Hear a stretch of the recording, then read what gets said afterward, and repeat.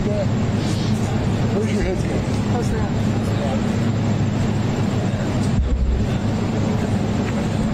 That way I'm out of his view. Let me see. You're not going to straighten it. You must be. If I straighten... Yeah, no, that's Okay. You've ever left. Just, How far do I have before I'm in your shot? Like that. straighten up your head. I need to see how you're going to be. Probably wide when it comes. Probably about like that. Yeah. Then once we settle, we'll be in. And then I usually crouch a little bit to get the photo over there. Paige, you okay? Yeah. How are you going to put a bunch up? I think we're okay like this. Yeah, you're fine. All right, good. Thank you. Okay. Come through and then I'll be pushing to the car.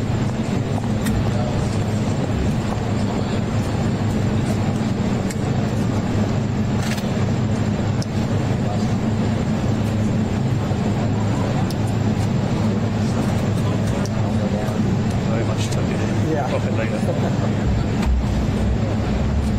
Whoa. Needs to get off flesh.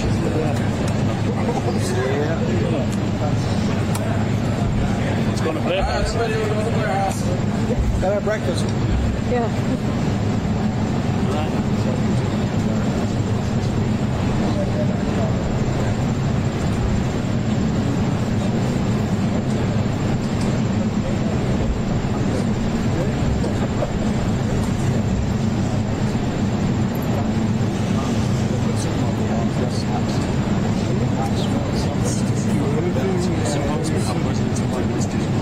Okay. Yeah. Pretty much like that. This is my range. Does that look okay? It'll be about this height. Okay.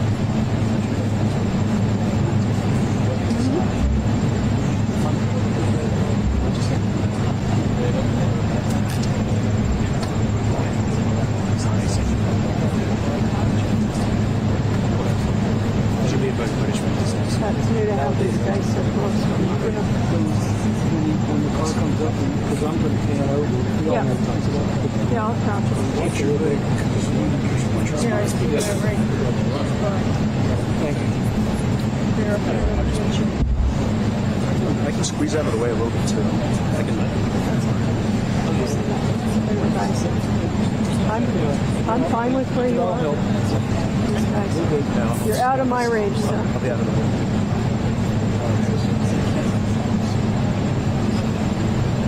They don't rough it all up. Legitimately so. How's your doc? Just right. Okay. Like this. We took it.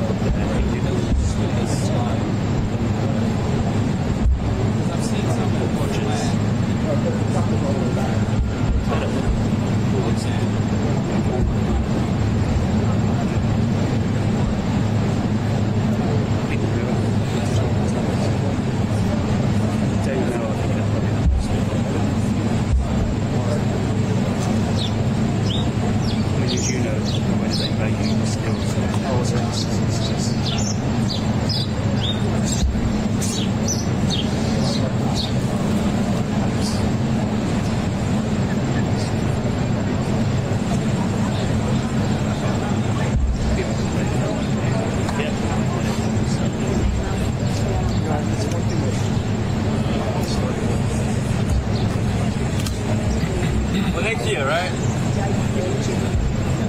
I wasn't ready. For another one? And then their official Let me get my other face.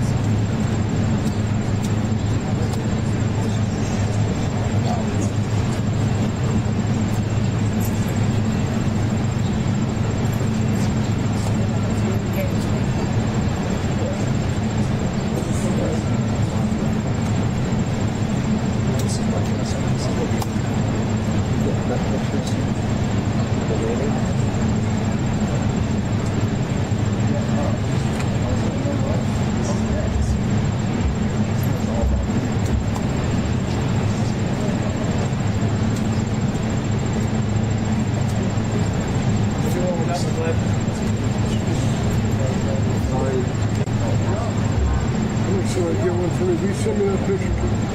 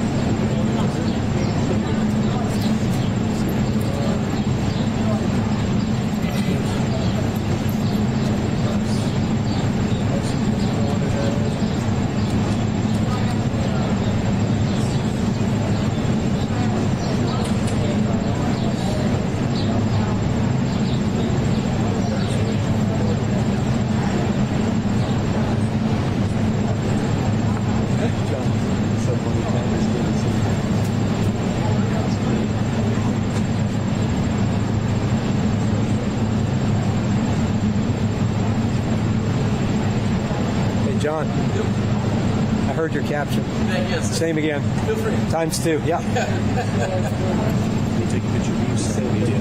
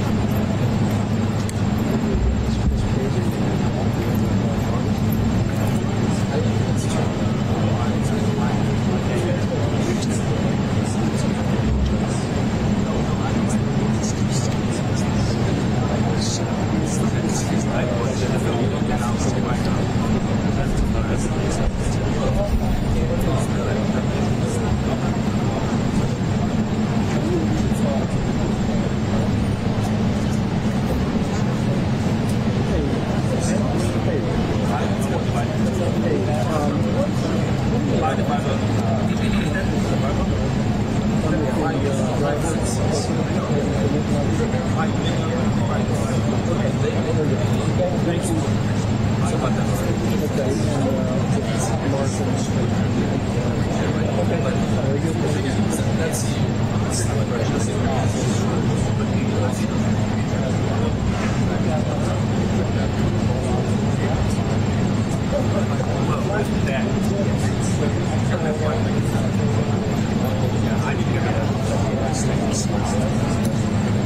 still trying to get over it until my dad don't tell anybody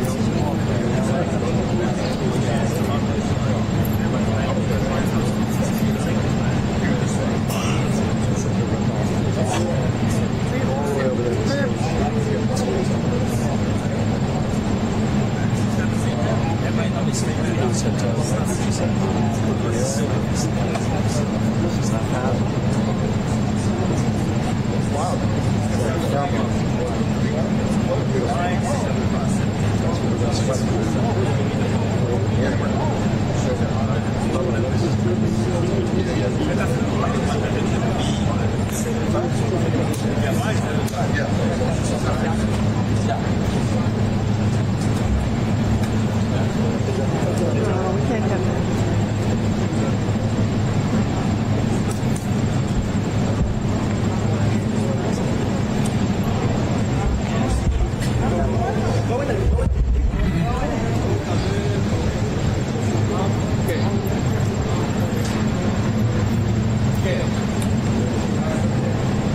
Mr. President, should we extend a big break?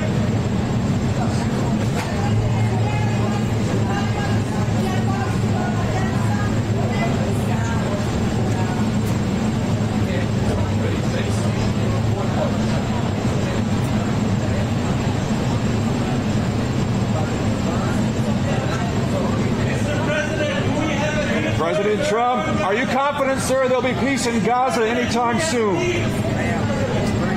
And the 21-point plan, is everyone on board?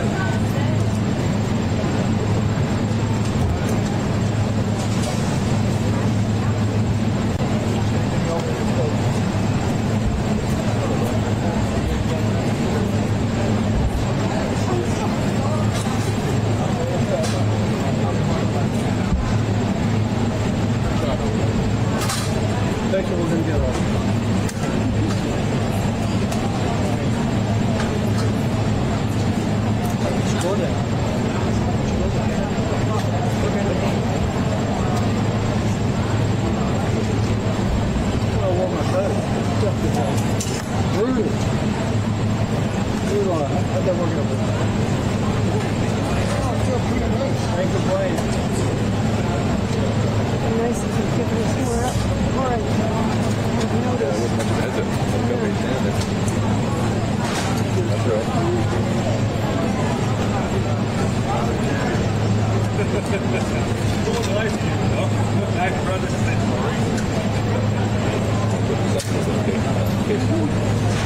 Find my notes. How are you? What's the way through here? Is there a way through here? Right here. Go all the way around here. No, we're going right here. Oh, Christian. It's good to see you working, not managing. You're actually working, not managing. Working.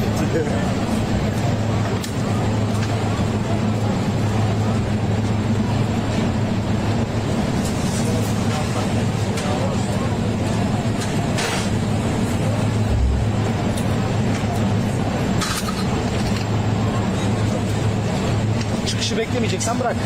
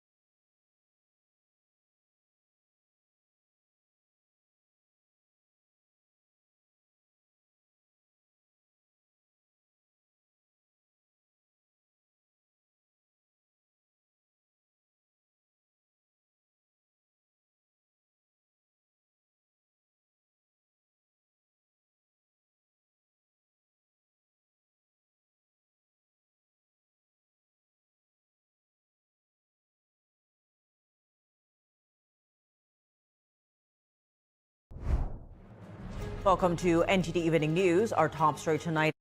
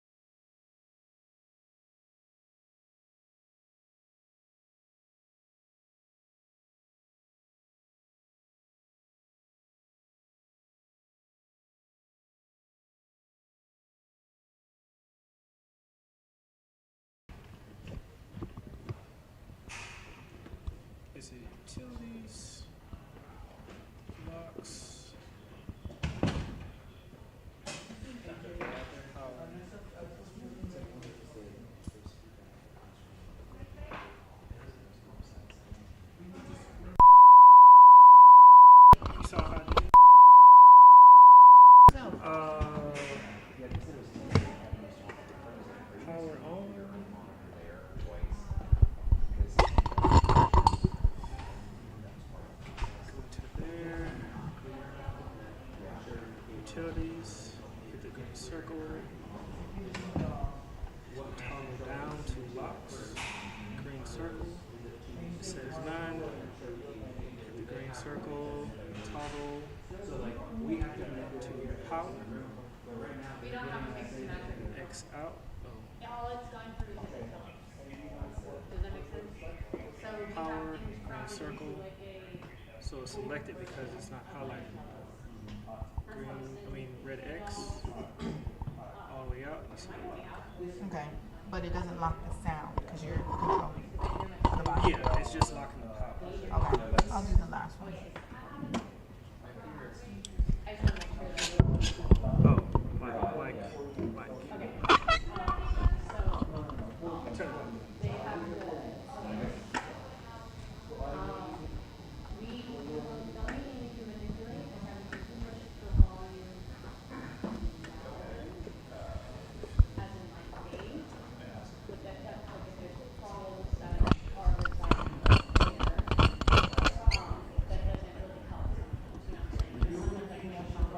Period. All right.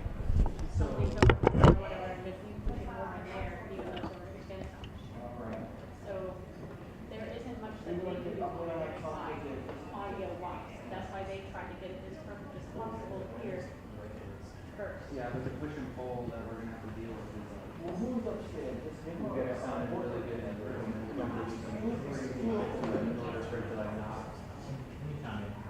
yeah. What do we turn? We turn the mics over here and the output. That EQ was one of the cables in the mic. We typically start saying flat to all the first pool. Let me just say something. I care about the people in the room. All 50 of them. I care about the 50 million watching TV. Let's get it right. And then on TV, on the first moment, get the volumes out and before that time EQ the house versus the microphone stuff. When you only EQ the microphone, first place is black audio. What's up, man? Yeah. Thanks for everything. I think that's the time. Professional. We want to send them at least. If you want to send Kevin. them, one of them like Anthony. Join show. Anthony's going to be excited. Okay, cool. I want him to get the experience again next time.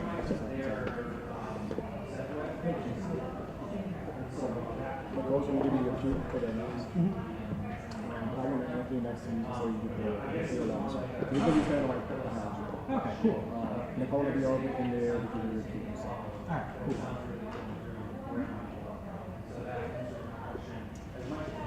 Did you say something? Yep.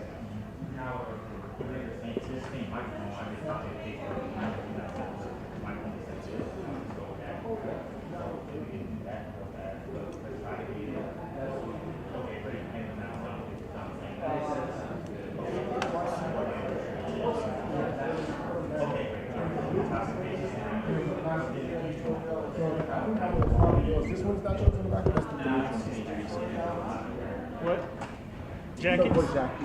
What's up, bro? Oh. I think it's the one I folded up out there before. It's probably out there. Yeah.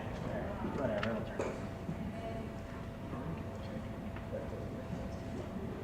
How's everybody feel? Good? I feel good now. And that flat piece over there, I can fight. Flat, I got it. Yeah. And nothing? The piece is going to all right. No, it's going to be great. Must be nice. All right, so the four mics were YouTube's. Roll with me. So Please. before you take them, number one is the red one. Okay. Everything else is numbered. Okay. They're locked to have the power on already. So, do you have a specific side that you want 1 and 2 and 3 and 4 to be on? They're gonna mix them up anyway. They're gonna mix them up anyway. Yeah. So I'm just gonna turn them off on the board per Yep. And as you see thing, and when they say questions, I'm gonna turn them back on the board. Yep. All the mics will be hot. Yep. That's fine. Yeah, that works. And then you'll turn off the ones that's not being used at that time.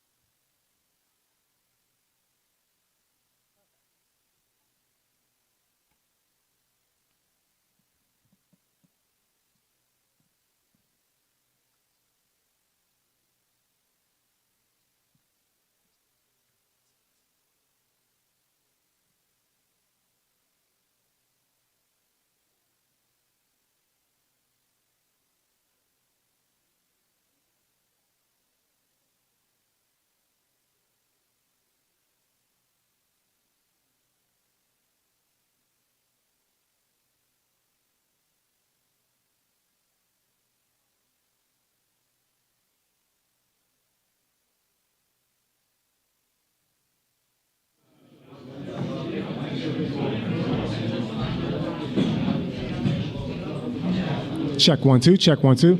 Yeah, you can give me more in the room. Check 1 2. Hey hey. Audio check 1 2 3 4 5 6 7 8 9 10. Check 1 2. Check 1 2. Audio check 1 2 3 4 5 6 7 8 9 10. 1 2. Hey hey. Check 1 2. Hey hey. Last audio check for press. Check 1 2 3 4 5 6 7 8 9 10. Check 1 2. Hey hey. Check 1 2. Hey hey. 1 2 3 4. Have you given me more? Check 1 2 3 4 5 6 7 8 9 10. Yeah, please. Check 1 2. Hey hey. Check 1 2. Hey hey. Check 1 2 3 4 5 6 7 8 9 10. Let me know when you hear me. Pull back some. You got a low tone, right? So wherever you're at right now, that's all you got. Check 1 2. Check 1 2. Check 1 2 3 4 5 6 7 8 9 10. Audio check. Does anyone else in the room needs audio checks? Anyone else? You guys are good on audio? All right.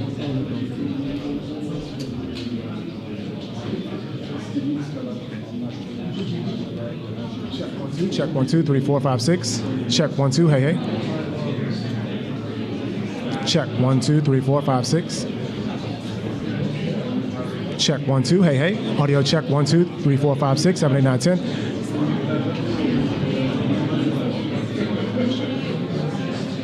Audio check 1 2 3 4 5 6. Audio check 1 2 3 4 5 6. Audio check 1 2 3 4 5 6. Audio check 1 2 1 2 1 2. Hey hey. Audio check 1 2 1 2. All right. Check 1 2.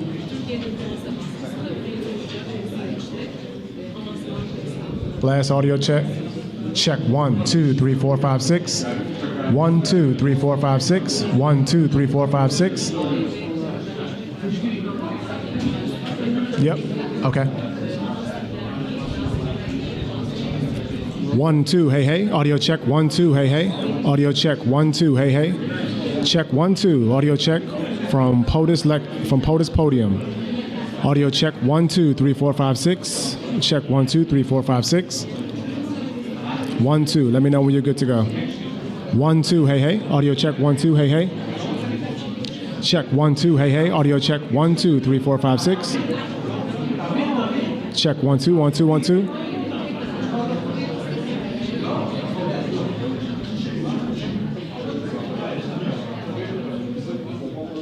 Okay. Check 1 2. All right.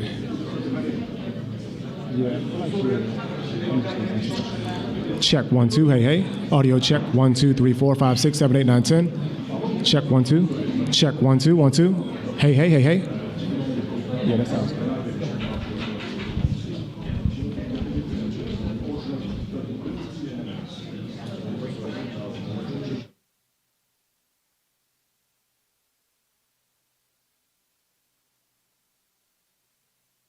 אז אנחנו מחכים כאן בחדר השופטים בבית הלבן, אתם יחד איתנו כדי להבין מה באמת יגידו לקהל הציוני דונלד טראמפ וראש הממשלה בנימין נתניהו, על זה כבר דנו, או רק כוונות. לפחות לפי מה שאני שומע, אנחנו לא נשמע פה בזמן הקרוב על הכרזה על הסכם, מן הסתם דורש לאחר מכן כל משא ומתן והבנות מלחמה, אבל כן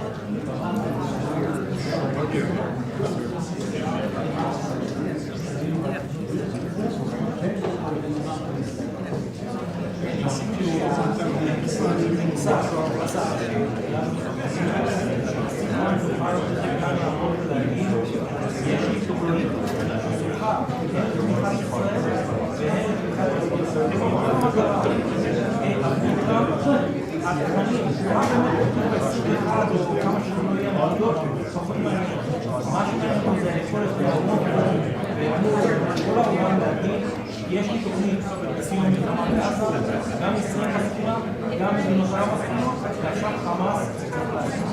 זאת כל המטרה. מה כתוב בכל נקודה, זה כבר עניין למי שינהל עכשיו את המשא ומתן על ההסכם האמיתי. זה לא יהיה ההסכם, זאת תהיה בעצם ההצעה. דני אולי עוד נקודה אחת שחשוב מאוד להדגיש בזמן שאנחנו ממתינים, דווקא על כמה שברק, אני חושב שכולנו, גם אתה, גם ברק, כל מי משפחות חייבים, כולל עכשיו, שאומרות רגע, מתי שכבר צופים, בטח שבהסכם הזה, בהסכם 21 הנקודות, מדובר שכבר 48 שעות, כמו שפרס, בעצם אנחנו בסוג של הסכם עקרונות, זה עדיין לא מציג את ההסכם פעולה לידי גיבוש, גם אם תהיה לנו אחוז משותפות של הסכמות ולהקטתי יהיו, אנחנו אחר כך צריכים לדבר על המזונות, על הפרטים, על הישיבה בתוך משמרת של סגירת הקצוות, גם אם זה קורה בתרחיש האופטימי, יש לנו את זה.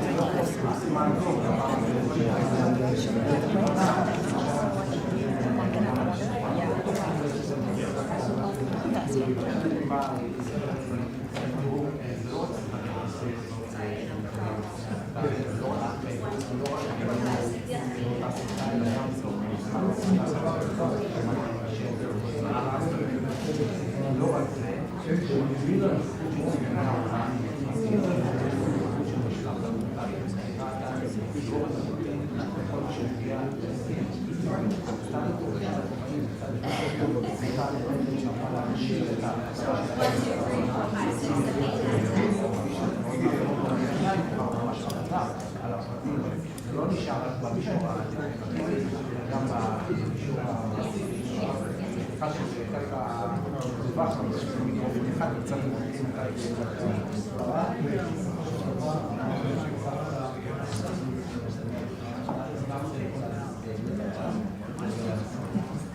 זה לא רק כמה זה יכול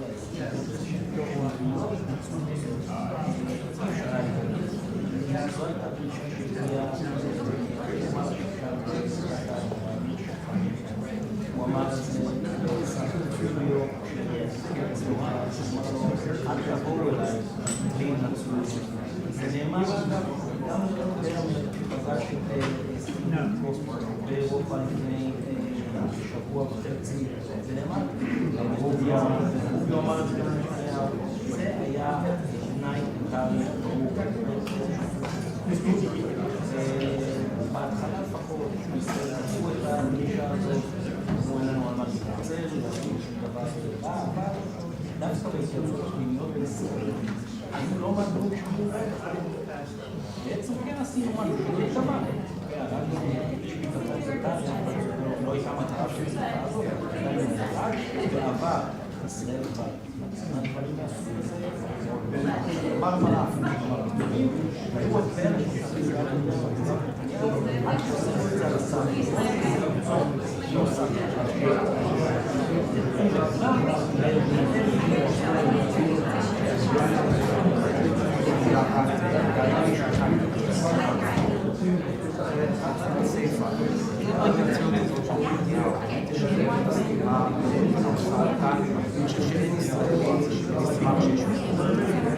צריך להגיד רגע ברמה המסרית של הדבר הזה. בסוף נתניהו כן נקרא פה בפני כל הדברים שהקשיבו והסבירו חשיבה באופן. אני לא שמעתי את זה שחמאסי שכאן לפני חמאס חשיבה באופן. גם בתזרה אפילו בתקופה לנשיא הדואל, ושאנחנו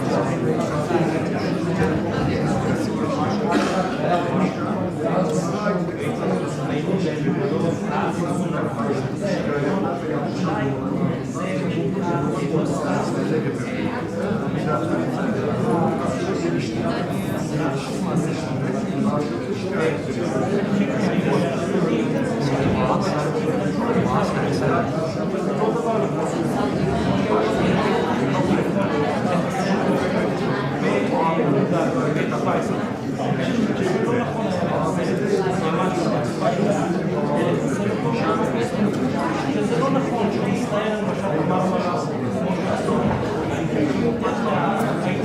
לא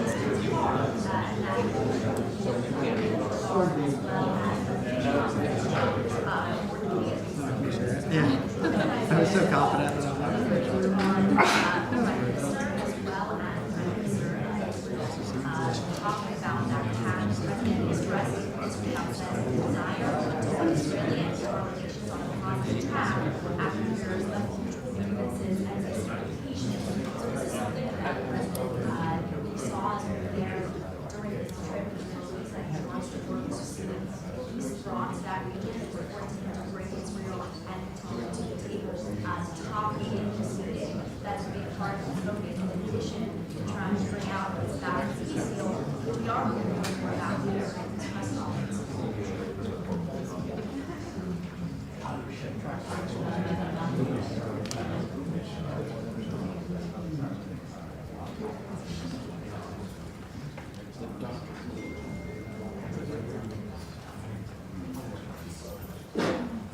We don't exactly know yet. It is delayed. We don't know exactly why. It could mean that they are still in the discussions. It could mean positive things, that things are going well in those discussions, or it could also mean that it could potentially start at any moment. Everybody's waiting here to be ready for the things to come out. Remember, when they were here before, some months ago, they were said to have press conference, and they didn't end up having it. So we are waiting to see if this comes out. Everyone's gathered for science and time to go in this private press conference. Israel's Prime Minister and Trump to find out more exactly what they were to create that we're not going to as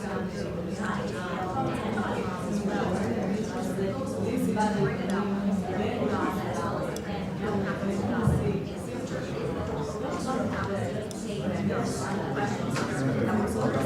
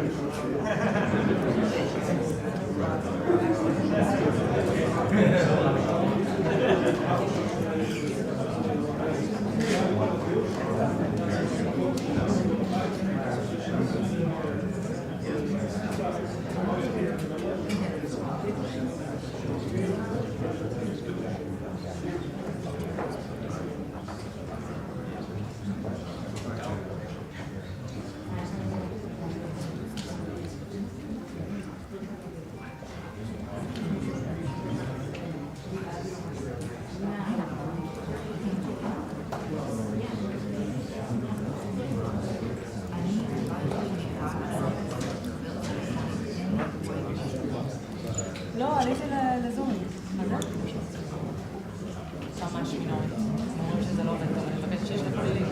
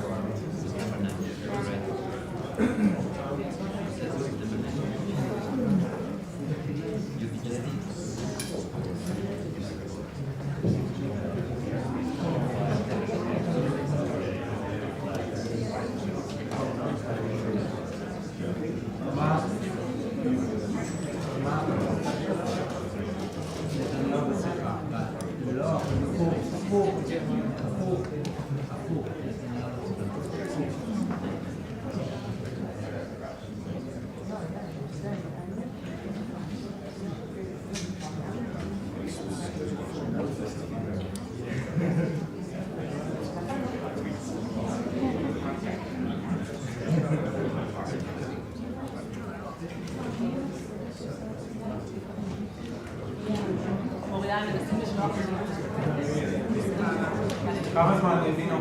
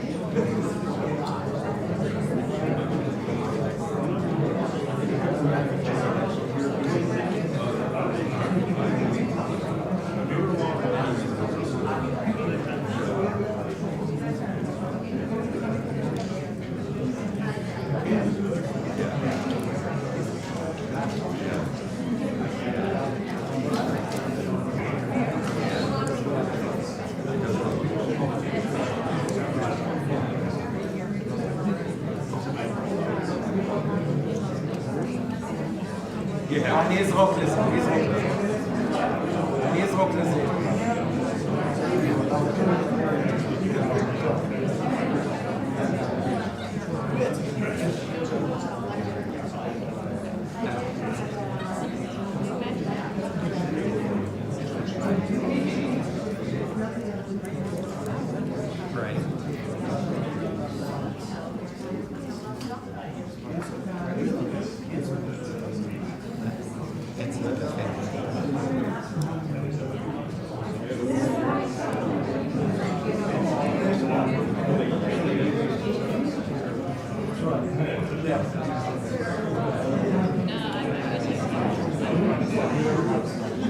נכון, קודם כל בוא נראה את התמונה. התמונה מספרת אולי את הסיפור יותר מכל, זה עולה בחשבון הטוויטר הרשמי של הבית הלבן. אותה שיחה טלפונית של טראמפ ונתניהו וראש ממשלת קטאר, אתה יכול לראות שזה עכשיו על המסך. ועכשיו אני יכול להביא לך את הציטוטים, את הדברים שאמר נתניהו לקטארי, אלו הציטוטים. אדוני ראש הממשלה, אני יודע שאתה אדוני ראש הממשלה, אני רוצה שתדע שישראל מתחרטת על התקיפה של אחד מהאזרחים שלכם שנהרג בתקיפה שלנו. אני רוצה להבטיח לך שישראל כיוונה לחמאס, לא לקטאר. אני עוד רוצה להבטיח לך שלישראל לא הייתה שום תוכנית להפריד את הריבונות שלך, ולא נעשה זאת יותר בעתיד, ואני הבהרתי את זה ונתתי התחייבות לנשיא טראמפ. אני יודע שלהנהגה שלך, אומר נתניהו, יש הסתייגויות ותלונות נגד ישראל, וגם לישראל יש תלונות כלפי קטאר, החל מהתמיכה שלכם באחים המוסלמים, גם לגבי איך שישראל מוצגת באל-ג'זירה, וגם לעובדה שאתם תומכים בסנטימנט אנטי-ישראלי בקמפוסים ובקולג'ים. אני מברך, מקדם בברכה את הרעיון של הנשיא להקים קבוצה תלת ראשית שתתייחס לטענות ההדדיות שלנו, לתלונות ההדדיות שיש לישראל ויש לקטאר. זה נוסח הדברים שאמר ראש הממשלה בתוך החדר הזרזז בשיחת הטלפון.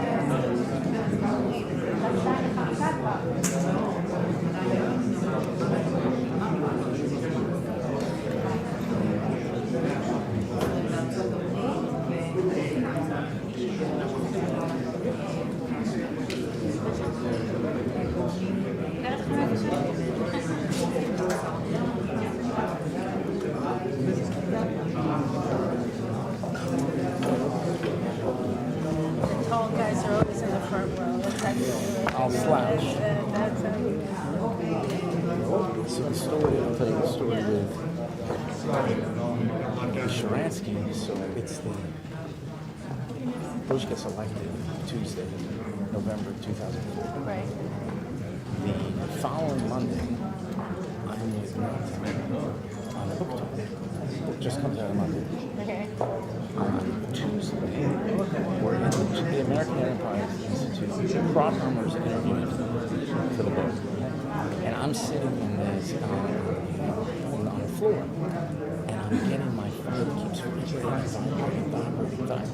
And this is before a smartphone. And I'm thinking, after about 6 times, something must happen to a member of the family. So I step outside and I said, this is why we'd like for you and Minister Sharansky to come and see the president. And my immediate response on Thursday, Wait, what day are they supposed to take? Tuesday, they called. And they said Thursday, the next 2 days later, they want you to be there Tuesday. It was like the next day or the day after that. We'd like you, the president would like to meet you and Milton Sharansky at 11 o'clock on Thursday. I said, my readers said, this is someone's bad joke. I said, no, I can't do it. We have the Pope and one, we're not going to be able to work it, right? And then they said, no, this is really the White House. It was 2 o'clock, so 2 o'clock, the president. I said, we got the Pope at 3, we can't work it. And they say it again. I said, well, we got the Dalai Lama at 1, we got the Pope at 3, we're not going to be able to fit him in. He goes, would you like to call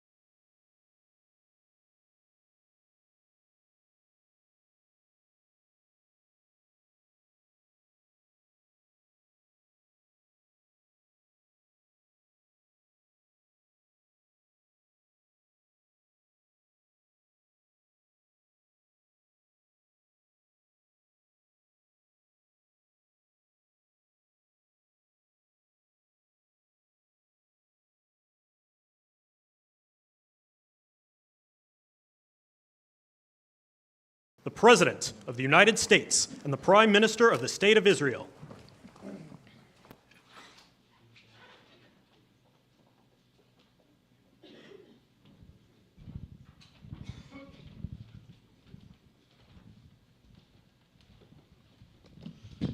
Thank you very much, everybody. So this is a big, big day, a beautiful day, potentially one of the great days ever in civilization. Things that have been going on for hundreds of years and thousands of years. We're going to, at least we're at a minimum very, very close, and I think we're beyond very close. And I want to thank Bibi for really getting in there and doing a job.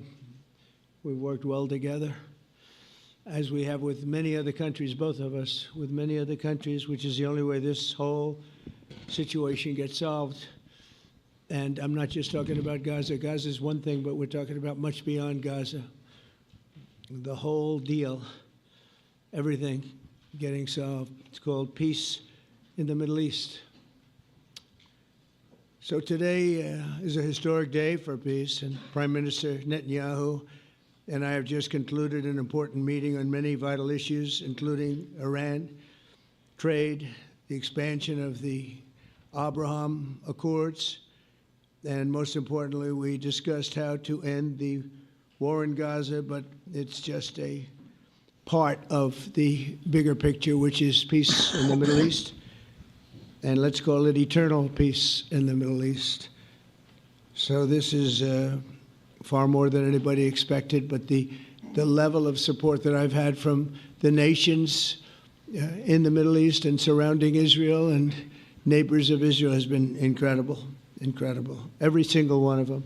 This afternoon, after extensive consultation with our friends and partners throughout the region, I'm formally releasing our principles for peace, which people have really liked, I must say.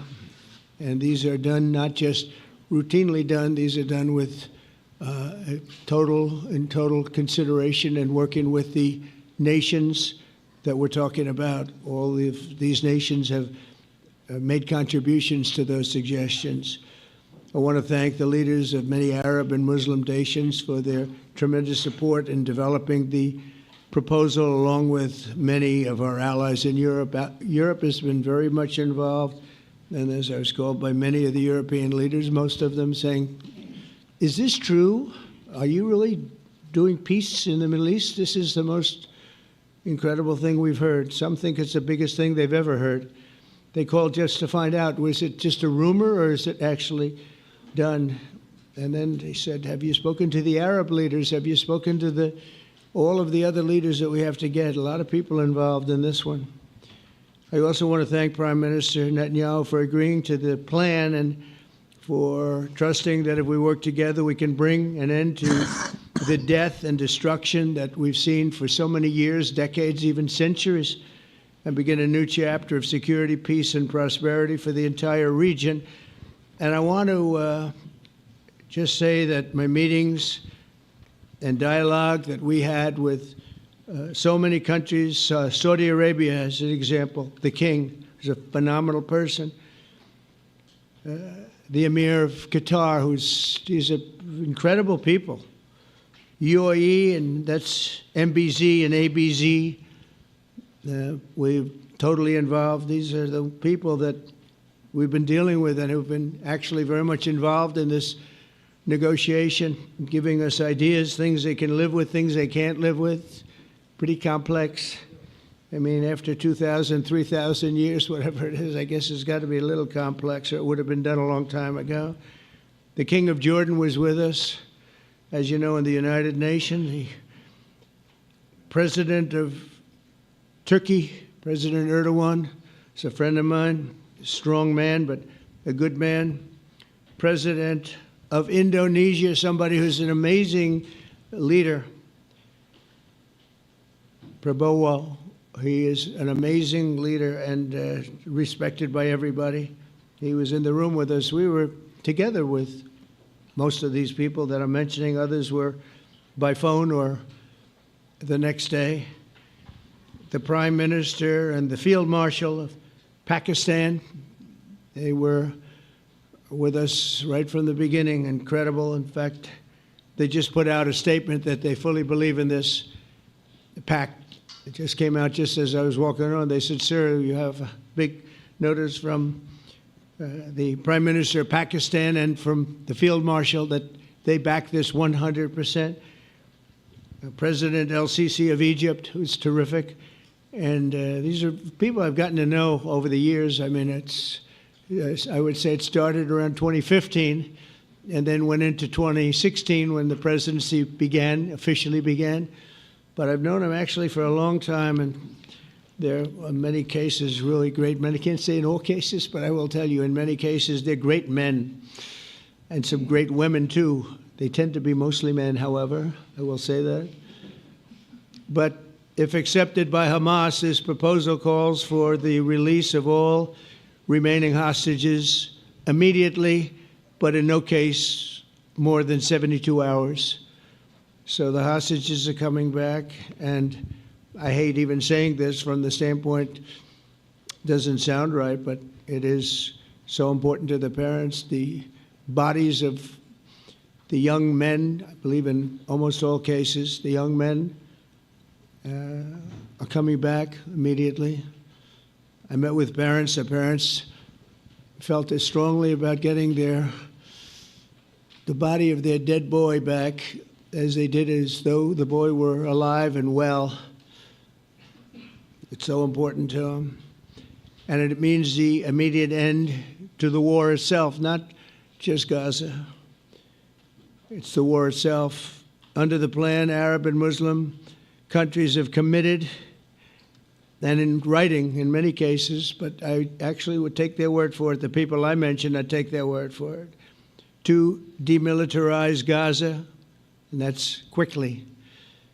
Decommission the military capabilities of Hamas and all other terror organizations.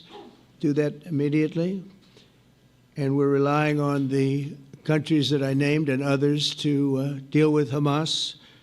And I'm hearing that Hamas wants to get this done too, and that's a good thing. And destroy all terror infrastructure, including the tunnels, weapons of production facilities. They have a lot of production facilities that we're destroying. They'll also help train local police forces in the areas that we're discussing right now, in particular in and around Gaza, working with the new transitional authority in Gaza. All parties will agree on a timeline for Israeli forces to withdraw in phases. They'll be withdrawing in phases. No more shooting, hopefully. As progress is made toward achieving these goals, Arab and Muslim nations need to be allowed the chance to fulfill these commitments of dealing with Hamas. They have to deal with them because they were the one group that we have not dealt with. I haven't dealt with them. But the Arab countries are going to, and Muslim countries are going to be dealing with Hamas, and I believe they've already been there. I think they probably have an understanding, and they haven't maybe mentioned that, but I would imagine they do. Otherwise, they wouldn't have gone as far as they've gone.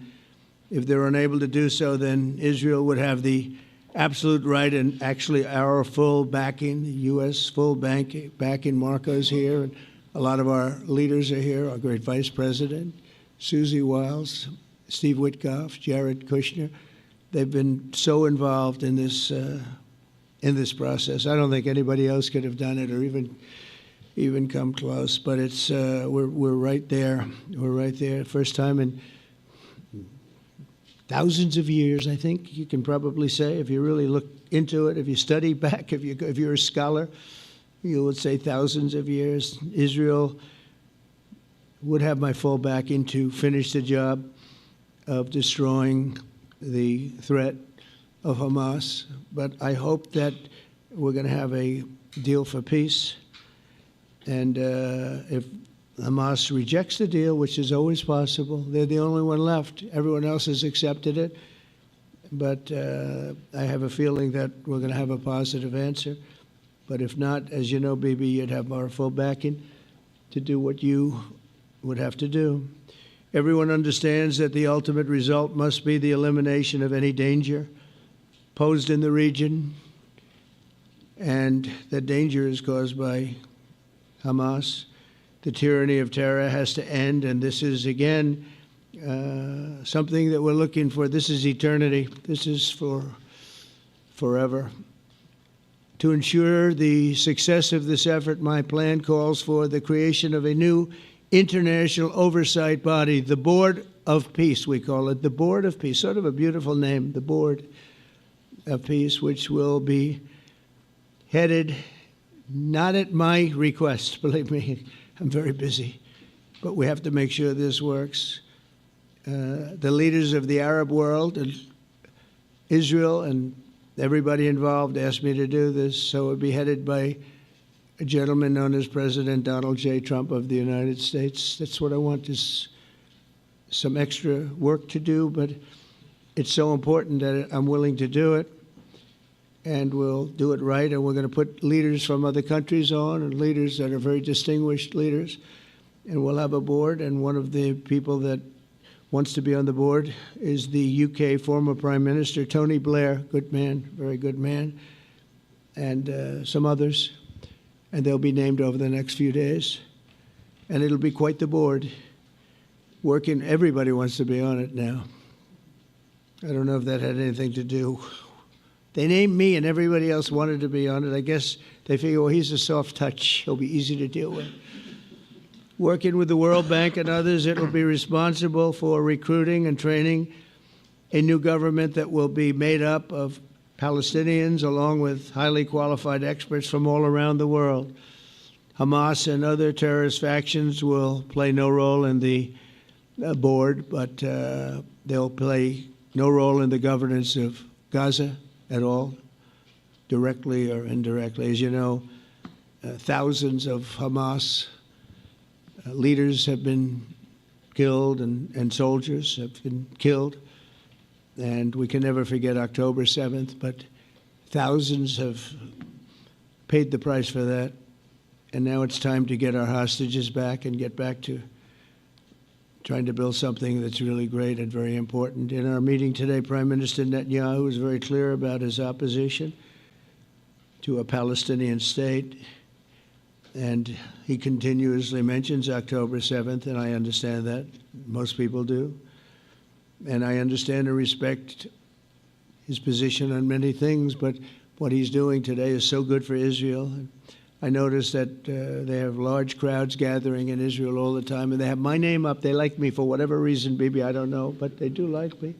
But they say two things: please get the hostages back, and please end the war. They've had it. It's had it. So I think it's a very popular thing you do, because he's a warrior. He doesn't know about getting back to a normal way of life, but he is a warrior, and Israel's lucky to have him.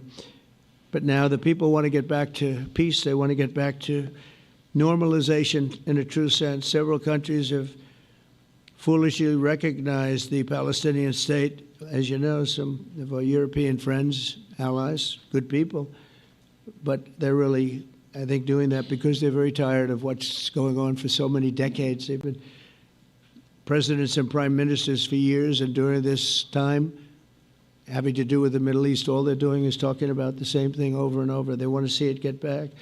And nobody wants that more than me, or I believe Bibi too. But the people of Israel want it. They really want it. They want the hostages back. That includes the probably 32 bodies that we're talking about, 20 people that are living, 32 or so people that are dead, and they want to have peace. So let us not forget how we got here. Hamas was elected by the Palestinian people. Israel withdrew from Gaza thinking they would live in peace. Remember that a long time ago? They withdrew. They said, you take it. This is our contribution to peace. But that didn't work out. That didn't work out. It was the opposite of peace. They pulled away. They let them have it. And I never forgot that, because I said, that doesn't sound like a good deal to me. As a real estate person, I mean, they gave up the ocean, right? Ron, they gave up the ocean. They said, who would do this deal? And it still didn't work out. They were very generous, actually. And they gave up the most magnificent piece of land in many ways in the Middle East, and they said, all we want to do now is have peace, and that request was not honored. Instead of building a better life for the Palestinians, Hamas diverted resources to build over 400 miles of tunnels and terror infrastructure, rocket production facilities, and hid their military command posts and launch sites in hospitals, schools, and mosques. So if you went after them, you'd be after them, and you wouldn't even realize you ended up knocking out a hospital or a school or a mosque. That terrible thing, terrible, terrible way to have to fight. No fight is good, but that's a real bad one. So there are many Palestinians who wish to live in peace. Many. I've seen so many of them. And they have support. And I challenge the Palestinians to take responsibility for their destiny, because that's what we're giving them. We're giving them responsibility for their destiny, fully condemn and prohibit terrorism and earn their way to a brighter future. They don't want the life that they've had. They've had a rough life with Hamas. If the Palestinian Authority does not complete the reforms that I laid out in my vision for peace in 2020, they'll have only themselves to blame. We're giving them an amazing footprint, and they have amazing support from the leaders of the Arab world and the Muslim world, the great leaders. These are great leaders. These are unbelievable leaders that have built great countries and very wealthy countries. What the future holds for the Palestinians, no one really knows, but the plan that we put forward today is focused on ending the war immediately, getting all of our hostages back, getting everything back. Hard to believe when you even say it, and creating conditions for durable Israeli security and Palestinian success. Israeli security is going to be involved. We're going to help you. We'll be there with you in terms of helping with security. We want to make sure it works. We just want to make sure it works. There shouldn't be a shot fired. Now, there will be, I guess, because that's the way it seems to be, but there shouldn't have to be within a few days. There shouldn't have to be a shot fired. Maybe for eternity. Wouldn't that be nice? I hope it's true. I can tell you the leadership of that region feels that there's a good chance of it being true. So this will lead to this agreement that we're talking about will lead to a sustainable long-term peace. No president in history has been a greater friend of the state of Israel than I have, in addition to negotiating the Abraham Accords. I like to say it that way because the real people, that's what they call Abraham. I would say Abraham, but it's so much nicer when you say Abraham. So much more elegant. But the Abraham Accords are amazing. Jared, you did that along with your group of geniuses, and nobody thought that could be done. We have 4 countries, and Sleepy Joe Biden didn't do a thing. He didn't even know what the hell they were. He should have had them fold up. But I think this will also lead to packing them. And who knows, maybe even Iran can get in there. I hope. We hope we're going to be able to get along with Iran. I think they're going to be open to it. I really believe that. But they could be a member. I long ago said, I'll bet you at some point Iran will be a member of the Accords. And little did I realize it was going to take this turn. That was some turn we did with the B-2s. But I think they might very well be there because it's a great thing for them economically. I recognize the eternal capital of Israel. I opened the American embassy in Jerusalem. That was something that everyone said would never be done, could never be done. Virtually every president for many, many years, for decades, would campaign on making Jerusalem the capital of Israel. They campaigned on it over and over. Is that right, Steve? Is that right? Everyone, and when they got to it, and I understand why now, because it was so. When I got to office, I campaigned on it too. I said, we're going to make it. And then I'd get calls from the leaders of various countries saying, please don't do it. Please don't do it. It'll end the whole world. Please don't do it. And finally, I just didn't say anything, and I did it.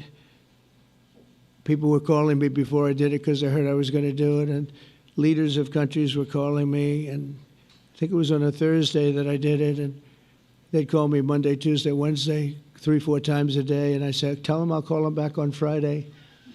And I announced it on Thursday, and I called them back, the biggest people in the world, and they said, "You've done it." I said, "Done what?"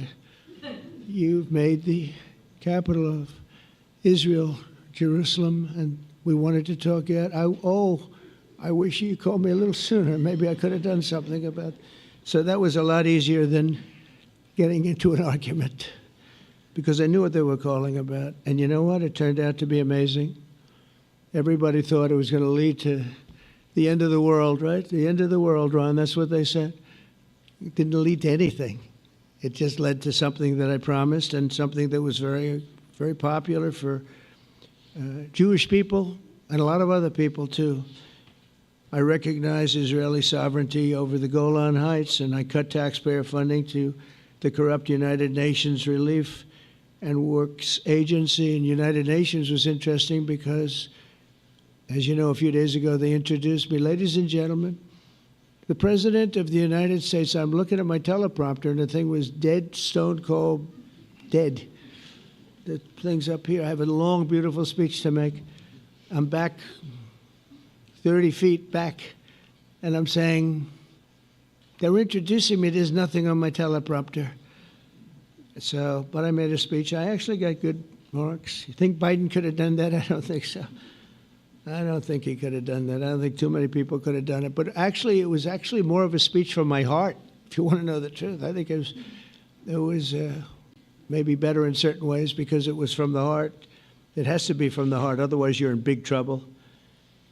But I cut taxpayer funding for that very corrupt United Nations Relief and Works Agency, and nobody thought that would be done, and withdrew from the horrible Iran nuclear deal that was imposed upon Israel by Barack Hussein Obama and Biden. And I don't think Biden knew anything about it, though. I don't think he knows anything about it now, actually, if you ask him. He'd say, "What is that?" And we obliterated Iran's nuclear enrichment capacity, making it impossible for them to have a nuclear weapon, which they would have had probably in about 2 months from that. But I've never asked Israel to compromise its security, but we had big, strong talk. Nobody's been better to Israel. No president's been better to Israel than Donald Trump. But we had a long, strong talk, Bibi and I, and he understands it's time. It's time. History has shown. And the people of Israel want it. And the people of the Middle East want it. The people of enemies of Israel want it. But they don't have really too many enemies right now. And you know what? Many countries have gained great respect for Israel, for the way they fight, for the job they do, including me. I had respect anyway, but they gained respect. History has shown us that those who have relations with Israel have thrived, while those who have devoted resources and attention toward the destruction and even annihilation of Israel have languished. They haven't done well. Israel is not going anywhere. They're going to coexist with other people and countries in the region, from Syria to Lebanon to Saudi Arabia. The promise of a new Middle East is so clearly within our reach. This is the closest we've ever come to real peace, not fake peace, not political fool's peace.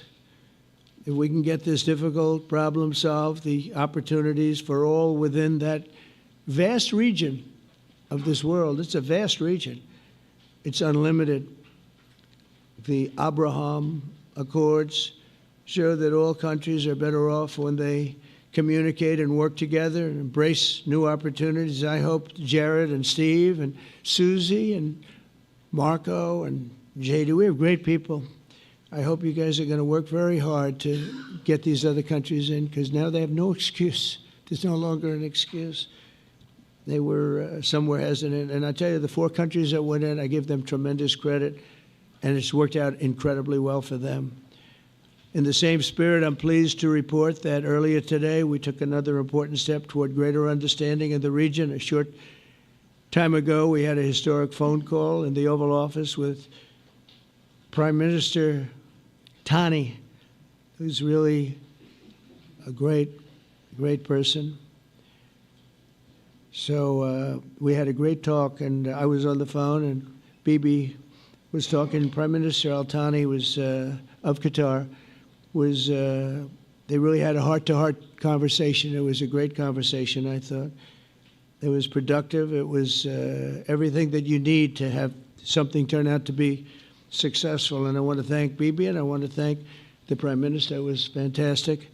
We agreed to launch a formal trilateral mechanism between Israel, Qatar, and the United States to begin a dialogue to enhance mutual security, correct misperceptions, and avoid future misgivings. And I want to thank Qatar, its leadership, and the Emir. He's a fantastic person. I think, you know, I'm going to be his public relations man because I know him differently than a lot of people know him. But he wants peace. He wants to see peace. And its people, and they really acknowledge the critical role that they've played as mediator. And again, we're not quite finished. We have to get Hamas, but I think they're going to be able to do that. So now it's time for Hamas to accept the terms of the plan that we've put forward today. And again, this is a different Hamas than we were dealing with because I guess over 20,000 have been killed. Their leadership has been killed 3 times over. So you're really dealing with different people than we've been dealing with over the last 4 years, 5 years. Everyone has done their part and come to the table in good faith. Our Arab and Muslim partners are fully prepared to step up and fulfill their commitments for the benefit of the people of Gaza and the entire region. They're willing to step up and do a lot. They really are. There are a lot of good people involved. Everybody who wants to see an end to the violence and destruction should be united in calling for Hamas to accept the extremely fair proposal so that we can end the war and get us back our hostages right now and have everlasting peace. And I look forward to having relationships with everyone. As the chairman of the board, I'll be involved, and we'll have meetings with some very smart people that'll be working over there to make sure that we haven't just been wasting time with an agreement that doesn't get done. The task of building peace will not be easy. There are some of the hardest problems in the world to solve, and that's why it's been going on for so many centuries. But too many lives are at stake not to try, and this was more than a try. I mean, I think this is something that gets done when you have virtually every country, and these are powerful, powerful countries that have a lot of money, and the money can make things happen. A lot of countries try, and they don't have any money. These are very rich countries that can make things happen. So together we'll forge a much safer and more hopeful future for everybody, including Israel.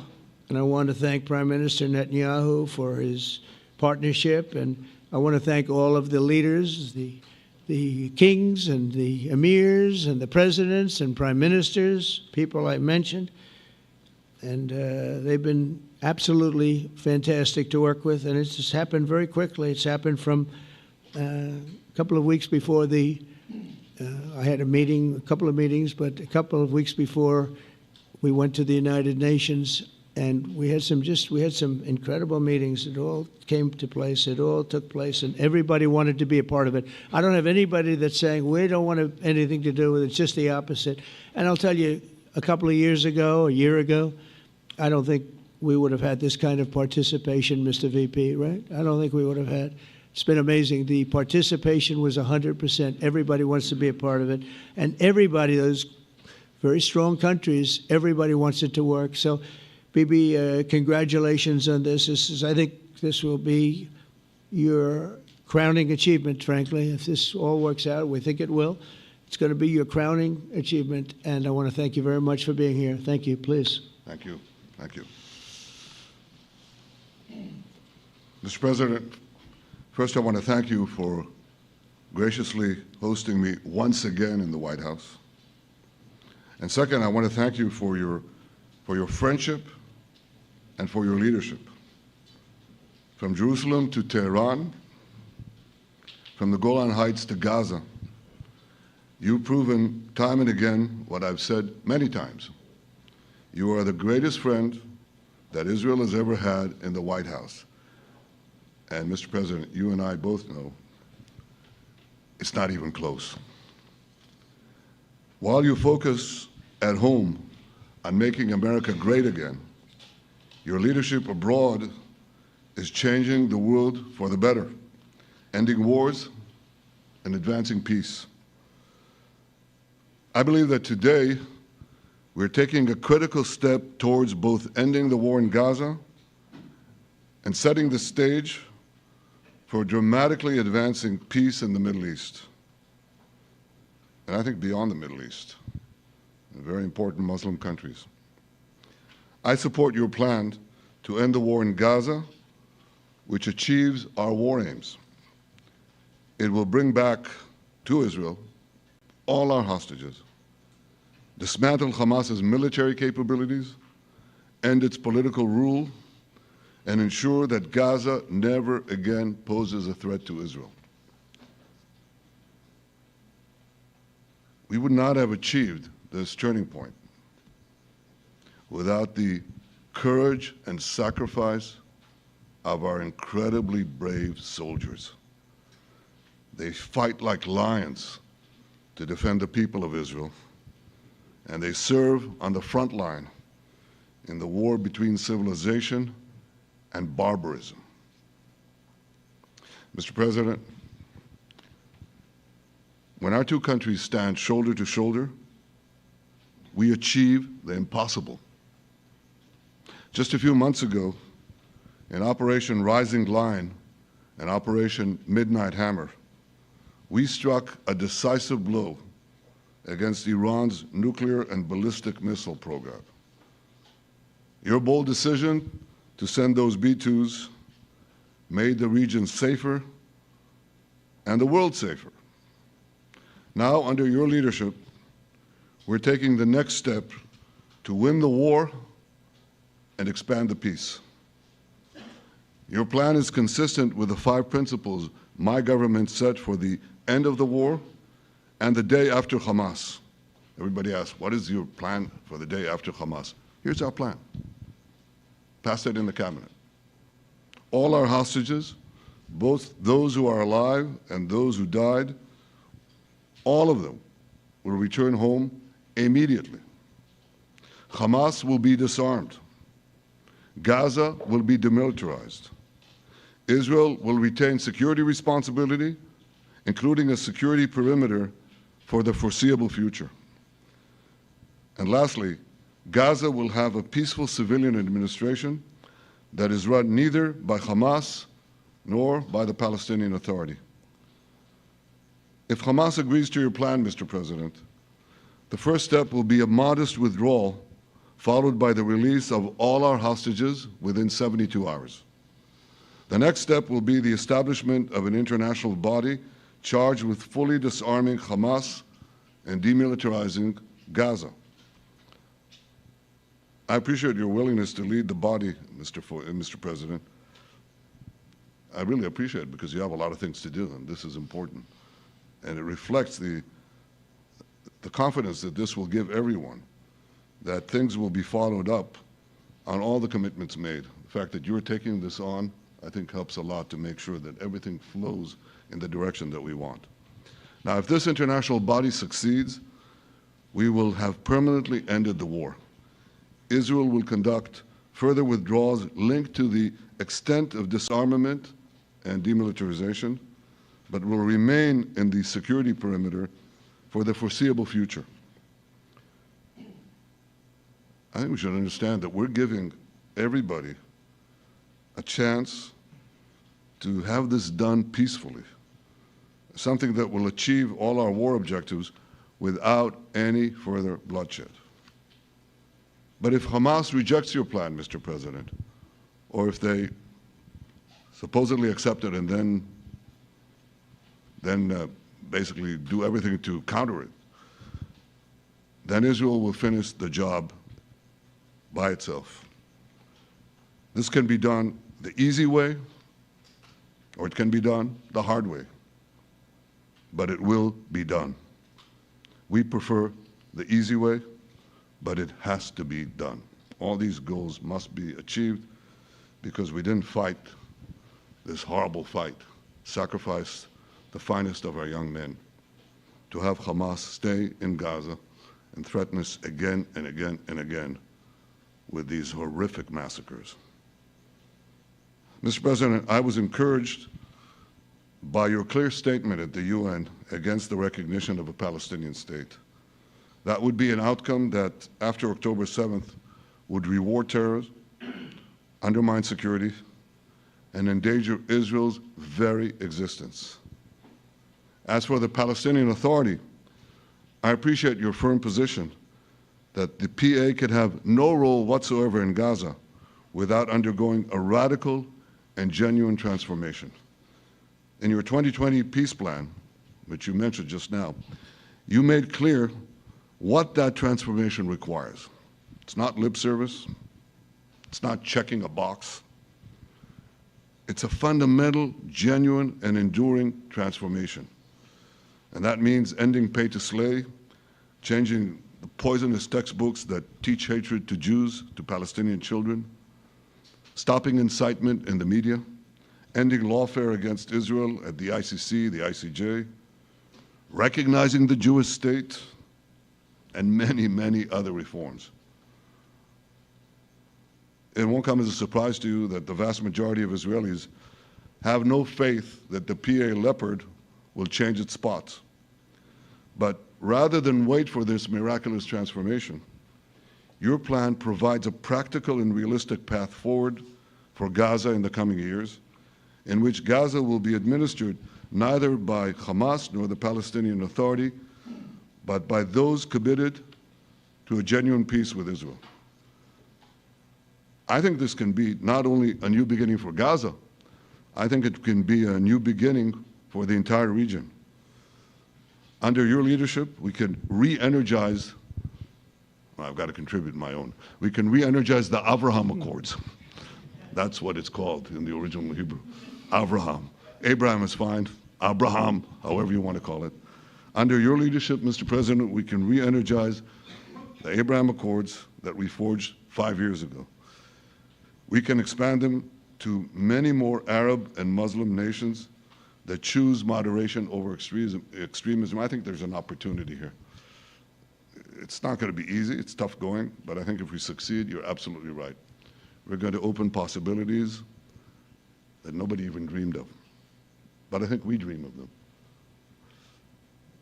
As you've told me, Mr. President, and you've told the world many, many times, you said, remember October 7th. Remember October 7th. And we do. We will never forget the horrors of October 7th, and we will do whatever is necessary to make sure they don't happen again. Since October 7th, Israel's enemies have learned a hard truth. Those who attack us pay a heavy price, but those who partner with us advance progress and security for their peoples. President Trump just said it. It's also in the Bible. It says, those who will bless you will be blessed, and those who will curse you will be cursed. And that's actually what is happening. We want the blessings. I think we've done a lot in the past 2 years to end the curse. We're not finished, but we've done a lot. And we've done a lot together to end the curse. I want to thank your entire team for their efforts to get to this point. I especially want to thank Steve Witkoff and Jared Kushner for their indefatigable work to bring Israel and Arab states in the region closer together. I am deeply grateful to both of them for their work. We had a phone call today just to make it clear. I said to the Prime Minister of Qatar, Israel was targeting terrorists, wasn't targeting Qatar. And of course, we regretted the loss of the Qatari citizen. It wasn't our target. And I very much appreciate President Trump's proposal to have a trilateral body, the United States, Israel, and Qatar, to work out respective grievances. There are quite a few. But if we could try to mitigate them or put it on a different footing, I think that'll be good for everyone. Above all the people, the fine team, and many helpers who've done this, I want to thank you, Mr. President. History has already shown that under your leadership, Israel and America can change the face of the Middle East. And today I'm hopeful that your plan to end the war in Gaza will do so again and do so soon. It will free our hostages end Hamas's tyranny in Gaza and enable a more secure and prosperous future for the peoples of our region. Thank you, Mr. President. May God bless America. May God bless Israel. May God bless the indispensable alliance between our countries. And may I add in Hebrew, may we all be inscribed in the book of life. Thank you. Thank you very much, Bibi. So I think while we wait for these documents to be signed and get everybody in line, I think it maybe is not really appropriate to take questions. I'm meeting with, as you know, a couple of Democrats in a little while about the country, about keeping our country open. They're going to have to do some things because their ideas are not very good ones. They're very bad for our country. So we'll see how that works out. But this is something that was really historic today. This was something that was amazing. I think, Bibi, I mean, depending on you, I think while we're waiting for signatures and waiting for approvals from a lot of different countries that are involved in this, we probably shouldn't take questions? Or would you like to take a question or two from perhaps a friendly Israeli reporter, if there's such a thing? That's a very, very tough proposition. But I would think, Mr. President, that I would go by your instinct that this is, we'll have enough time for questions. Let's settle the issue first, I think. Thank you very much, everybody. Thank you.